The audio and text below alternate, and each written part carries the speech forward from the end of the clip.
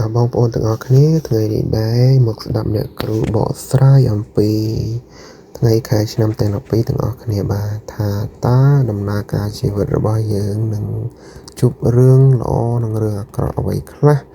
សូមតាមដានស្ដាប់អ្នកគ្រូបកស្រាយទាំងអស់គ្នាបាទចាសម្រាប់តមកទៀតចូលដល់លោកអ្នកដែលកើតឆ្នាំមមីសម្រាប់លោកអ្នកដែលកើតឆ្នាំមមីនៅក្នុងឆ្នាំថ្មីក៏ដូចជាខែមករានេះផ្ទាល់ចានៅក្នុងឆ្នាំ2026នេះអ្នកកើតឆ្នាំមមីគឺលោកអ្នកអាចមានគេហៅថាការតាំងចិត្តណាចាព្រោះដោយសារអីអាចថាឆ្នាំនេះជាឆ្នាំដែលយើងត្រូវជន់ឆ្នាំអញ្ចឹងលោកអ្នកធ្វើអីតើតែមានការតាំងចិត្តនិងមានការសម្រេចចិត្តឲ្យបានខ្ពស់បំផុតនឹងទើបអាចថាយើងសម្រេចចិត្តមិនខុសណាចាអញ្ចឹងនៅក្នុងខែមករានេះអ្នកកើតឆ្នាំមមីគឺលោកអ្នកអាចថាមានការប្រឹងប្រែងឬខិតខំមែនតើអញ្ចឹងការប្រឹងប្រែងរបស់អ្នកក៏អាចធ្វើលោកអ្នកទទួលបានលទ្ធផលល្អដែរហើយពាក់ព័ន្ធនឹងរឿងលុយកាក់ក៏អាចថាយើងអាចរៀងធូរស្រាលដោយសារលោកអ្នកអាចរកចំណូលអីចេញចូលមកបានអញ្ចឹងណាចាហើយពាក់ព័ន្ធនឹងរឿងលុយកាក់នេះដែរឃើញថាលោកអ្នកអាចមានឱកាសរកលុយបានក៏ដូចជាលៀបសំណាផ្សេងៗគឺអាចកើតចេញពីបុណ្យកុសលអញ្ចឹងហើយលោកអ្នកអាសាធ្វើបុណ្យឲ្យបានច្រើនការធ្វើបុណ្យច្រើនប៉ុណ្ណានឹងអាចនាំលៀបសំណាងឬអាចថានាំជាលៀបសការៈផ្សេងៗចូលមកឲ្យលោកអ្នកបានអញ្ចឹងណាចាគឺការចេញពីការធ្វើបុណ្យនេះឯងអញ្ចឹងអាសាធ្វើបុណ្យឲ្យបានច្រើនបន្តិចហើយពាក់ព័ន្ធនឹងសុខភាពក៏ឃើញថាសុខភាពរបស់អ្នកអាចនឹងគេហៅថាមានភាពល្អប្រសើរមកវិញដែរចាហើយបើសិនជាបងប្អូនដែលមានជំងឺឈឺស្កាត់អីទេនៅក្នុងខែមករានេះយើងអាចនឹងល្អប្រសើរត្រឡប់មកវិញចាពាក់ព័ន្ធជាមួយរឿងការងារលោកអ្នកដែលមានការងារជាប្រចាំសម្រាប់អ្នកកើតឆ្នាំមមីការងាររបស់លោកអ្នកឃើញថាមួយរយៈនេះ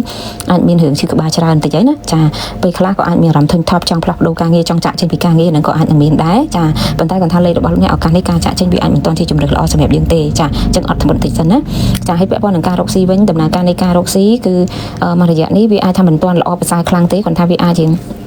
នៅរកបានការលក់ដូរអីយើងចេះតែលក់បានអីជាបន្តបន្ទាប់អញ្ចឹងណាគាត់ថាវាអាចមិនទាន់ល្អខ្លាំងសម្រាប់លោកអ្នកទេចាហើយពាក់ព័ន្ធជាមួយរឿងស្នេហាឬក៏ជីវិតគូសម្រាប់លោកអ្នកដែលកើតឆ្នាំមមី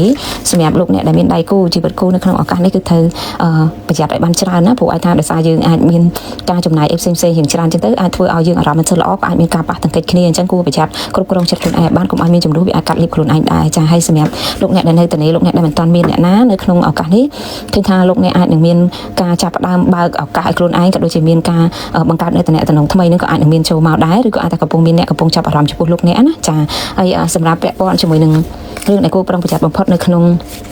ឱកាសនេះក៏ដូចជាខែមករានេះផ្ទាល់អ្នកកើតឆ្នាំមមីគឺលោកអ្នកត្រូវប្រយ័ត្នគឺដាច់ខាតកុំព្យាយាមរុះរើជួសជុលការដំការស្វានអីនៅក្នុងផ្ទះរបស់យើងអីហ្នឹងបើសិនជាអាចគឺផ្អាកសិនកុំទាន់អាចឲ្យមានណាចាហើយចុងក្រោយពាក់ព័ន្ធនឹងការធ្វើបុណ្យគឺសារធ្វើបុណ្យមួយក្មេងបានច្រើនដើម្បីលើករាសីពណ៌លើករាសីរបស់អ្នកមានពណ៌ទឹកក្រូចនិងពណ៌សាច់ចាលេខសំណាងរបស់លោកអ្នកគឺមានលេខ13ណា